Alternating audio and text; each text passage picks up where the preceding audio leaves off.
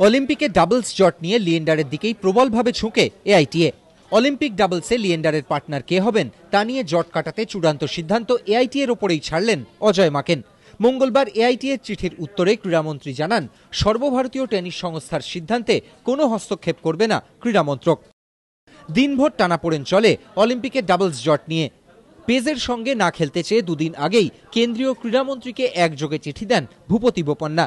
এরপর টেনিস সংস্থার অলিম্পিকে দল নির্বাচনের ভিত্তি বিস্তারিতভাবে জানতে চান ক্রীড়ামন্ত্রী। এদিন তারই পাল্টা চিঠি দেয় এআইটিএ। মাকেনকে লেখা চিঠিতে ডাবলস জট কাটাতে 5 দফা প্রস্তাব দিয়েছিল সর্বভারতীয় টেনিস সংস্থা। তবে ক্রীড়ামন্ত্রী হস্তক্ষেপ করতে না চাওয়ায় পাল্লা এখন পুরোপুরি লিয়েন্ডারের দিকেই ঝুঁকে।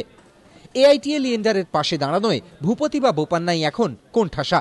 তাঁরা সিদ্ধান্ত বদলে লিয়েন্ডারের সঙ্গে খেলতে রাজি হলে জট কাটবে, না হলে দুটি দলও পাঠানো হতে পারে ডাবলসে।